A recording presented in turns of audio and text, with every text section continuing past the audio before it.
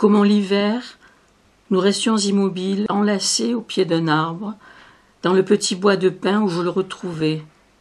Cette force qui nous précipitait dans l'étreinte, et ce silence quand les bouches se cherchaient, une respiration presque douloureuse du langage et l'impossibilité de parler, une expérience singulière, hors de toute signification, où les limites même du sexe ou des sentiments se trouvaient hors champ.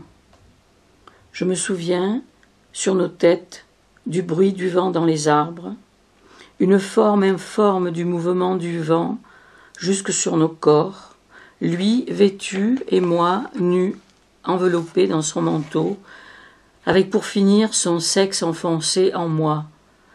L'obsolescence d'un tel souvenir, puisque celui qui pourrait le partager avec moi est mort, que le scandale le chassa des lieux où l'action se produisit, que jamais le secret ne fut trahi, qu'ayant appris à ma majorité, 5 ans plus tard, qu'il avait fait un autre enfant, réel celui-là, je finis par renoncer au projet de traverser l'océan pour, aux Amériques, le tuer. Un modèle de lenteté, pulvérisé par le poste, l'héroïne désormais habitant un corps semi-mort et ne survivant un temps que dans un usage effréné du sexe et des livres.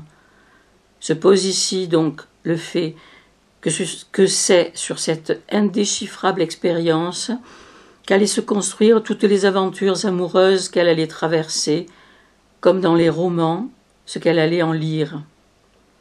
La nuit, parfois je m'éveille, croyant reconnaître le bruit du vent dans les arbres, mais non, ce sont des voitures sur le boulevard. L'essayer dire longtemps, et jusqu'à cet actuel soir de décembre, impraticable, une forme d'exploration micrologique apparaît pour la première fois envisageable. Dit de mon jadis, je peux le dire, c'est sur ce drame que se sont construites mes forces, les pages de ce qui précède, film sous un film, récitatif barré par un lac d'autres personnages. Car pour ce qui serait des mots concernant cet amour, ils occupent un trou que j'aurai sur le bout de la langue et qui y restera jusqu'à ma mort. L'eau du lac a envahi le trou, le lac habite le livre, celui que je lis en l'écrivant, car les mots se sont détournés de la phrase. Ce sont les silences entre les mots qui sont devenus les lieux de notre casting, un autre film.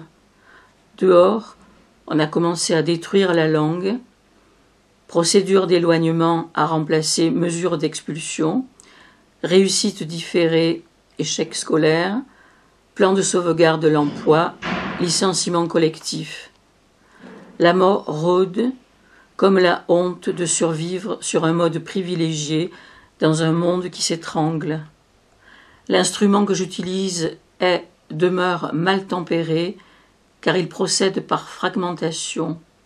Un stoppage incessant rythme le poème et introduit polaroïdement les successions de pauses, temps cliquetis, avec motif illustrant la préparation autant que la répétition de meurtres, passé et à venir, privé ou de masse.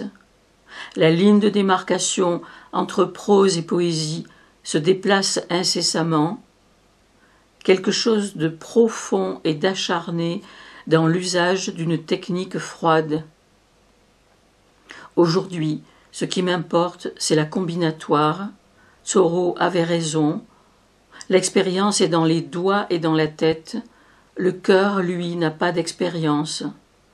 Sur nous tous, le poème en sait bien plus long que nous, et c'est bien parce qu'il brûle sur un monde dévasté que l'amour est plus froid que le lac.